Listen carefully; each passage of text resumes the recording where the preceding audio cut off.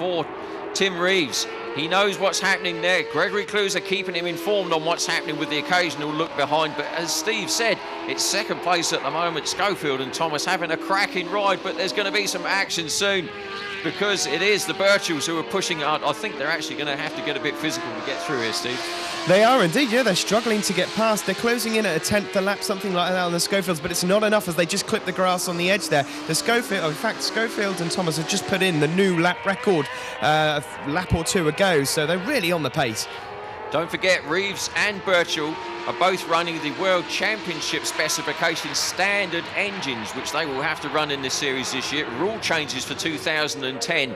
So those are bog standard engines out there in the chassis. With the second place man, the Schofield and Thomas outfit, they are allowed to run modified engines. Now that equates to roughly about a second a lap difference around this Pembrey circuit. But it evens itself out, as you can see, because the quicker riders there are riding the marginally untuned, slower machines, as you would see.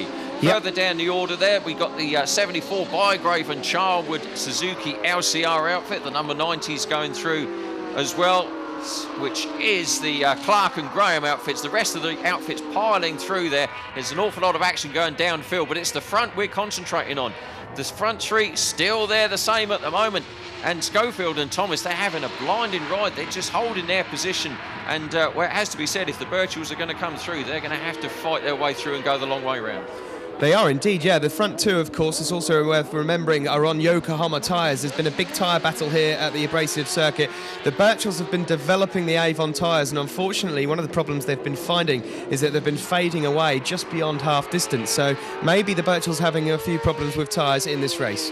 Birchalls also, of course, haven't raced here for 4 years, so it's a while since they've been on some of the British circuits they're going to come across this year. But, as they said, they'd forgotten how good some of the British circuits are. Yeah, there was number 11 just going through there, Roger. Simon Gilbert and John Allen on that silver and Dayglow red outfit. They're on the only machine out there, the Yamaha Big Bang machine, so you can hear that coming from a while off with the old grunt. That is, of course, the new R1 cross-plane crankshaft engine, which is a very, very distinctive sound, as Steve says. It really sounds almost like a twin.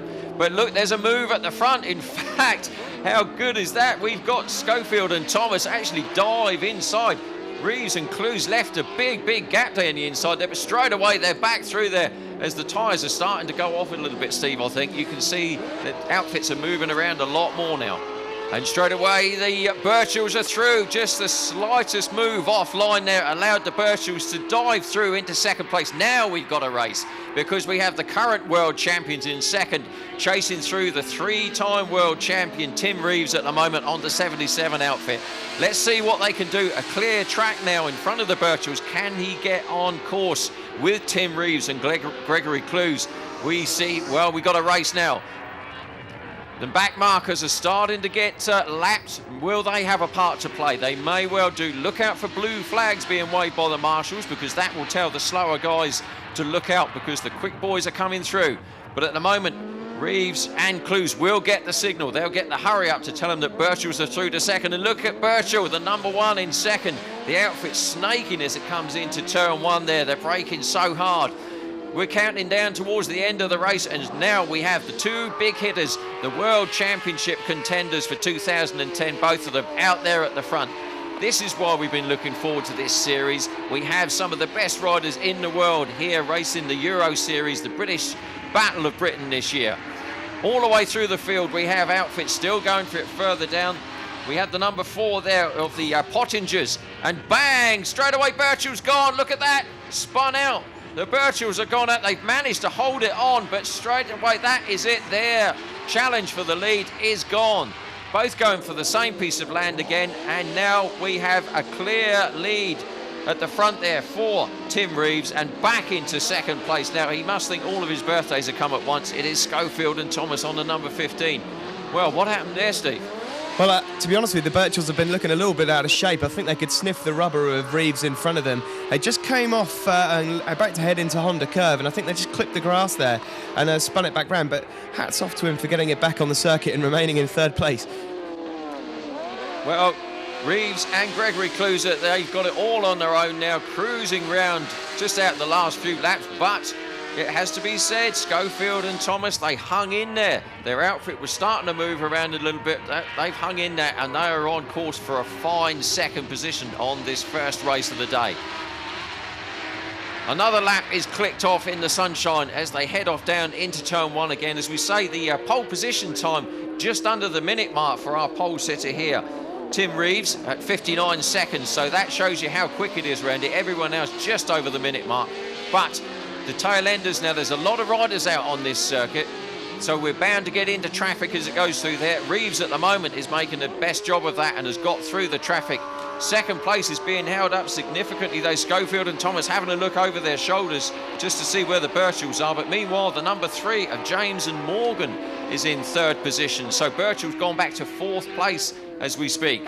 But it is the 77 outfit out in front, cruising towards victory. It is Tim Reeves with the new chassis, the new suspension, new passenger, heading for his first victory of 2010. Yeah, James and Morgan, I've actually just slipped back down to 3rd. The Birchalls have come back through.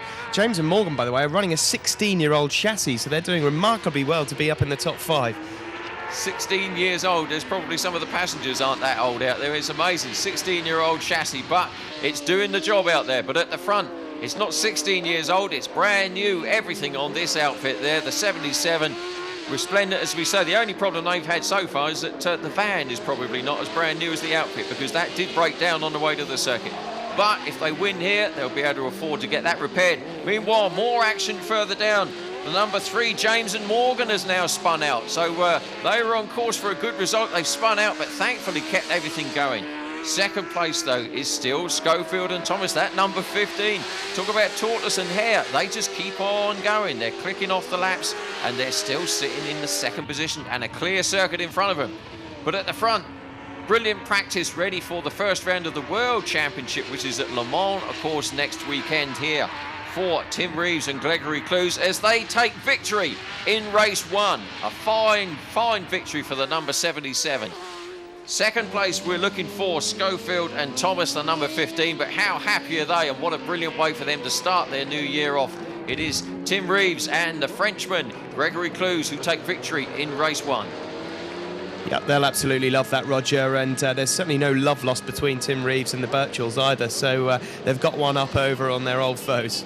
Well, straight away we're looking forward to race 2 then, because that rivalry will take off again in race 1. Results of race 1, it is Reeves and Cluze, Schofield and Thomas on the Suzuki, brilliant second. Birchall's got back to 3rd position in front of Edwards' win. 5th place went to Peach and Richardson, our camera crew from earlier in the day, and the Watson-Holland partnership rounding out the top 6. So there we have the top 3 celebrating with their trophies. Now let's go over to the paddock to Steve again to talk to the Birchall brothers about their race. Ben and Tom Birchall, 3rd place. I'm imagining you're quite frustrated with that. Obviously, starting 4th on the grid, you want to be up there with Tim.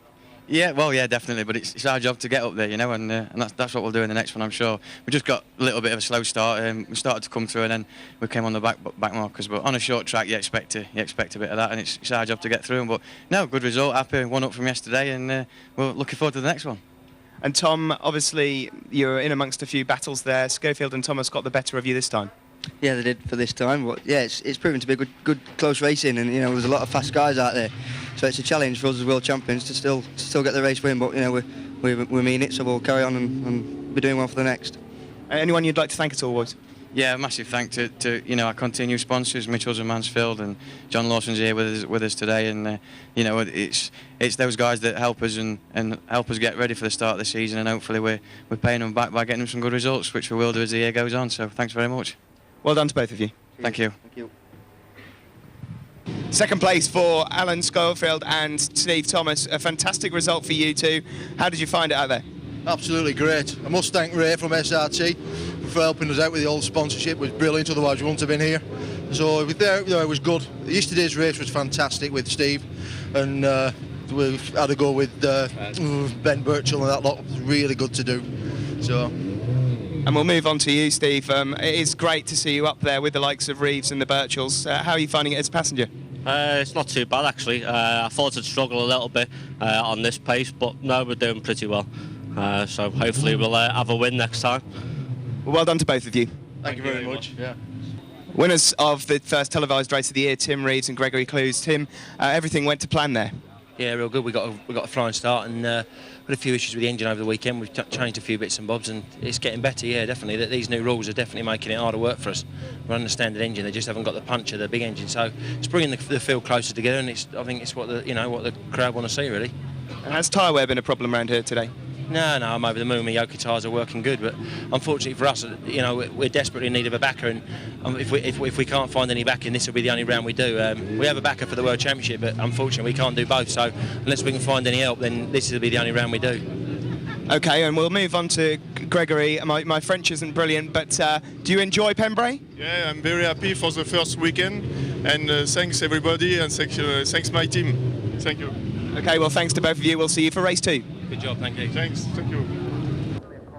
Thanks, Steve. That was race 1, all action. We're looking forward to race 2 now. We're going for a very short break. Come back and join us soon.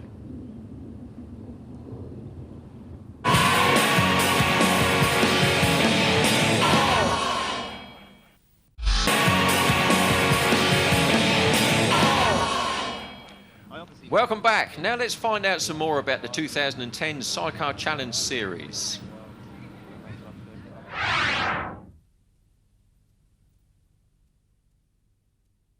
Well, I've been involved now for some 25 years, and unfortunately the sport's taken a bit of a, or had taken a bit of a sort of dive over the last 5 or 6 years. Really mainly because of the costs involved, and there's many other sports around now, and sidecar racing is not basically a participant sport. So, but I raced last year in the British Championship, and the venues we raced at and the sidecar race, it was really, really poor, and the number of outfits that turned out. So I actually decided probably middle of last year that if I was going to race again this year, or if sidecar racing was to continue, then I was going to have to do something myself, because I didn't think anybody else was going to do it. So I set out to basically get some money together, which is always the big issue. So from a few business associates, I was able to put a reasonable package together using some of my own money. And unfortunately, the one thing we didn't have was a headline sponsor, but we had a sufficient funding to move on without that anyway. But so we looked around for somebody that we could run the series with, and we had several options, and in the end, and I'm pleased to say, we settled with Thundersport. Dave Stewart and his setup, Thundersport, offered us lots of opportunities, and we felt that they would be giving us their full support, which maybe with other people we wouldn't be getting there. So I think by late November, we'd made the decision to go with Thundersport, and from there on, really, it was just a case of getting the teams together. I was keen that there was no entry fees and that there was a good prize funding. And I think once I knew we got that together, then the riders would turn up, and I think you'll see from the weekend that's what happened. We had a fantastic turnout, and and we didn't really have to coax those people to ride. They were all there for 3 world champions. A really good turnout. So that's how it came about. And then the one issue that we didn't have was a headline sponsor. We needed a big sort of national name that we could put to the series, and we were able to persuade Eastern Airways to come back in and support sidecar racing, because they've been involved before. And we had to persuade them that this would be a good series for them to get involved with, and we're pleased to have them on board as their headline sponsors. And I have to say, having Eurosport involved helps immensely. We can sell the product, and we know from what we delivered this weekend, it's going to be good. So we just hope to build on that, really.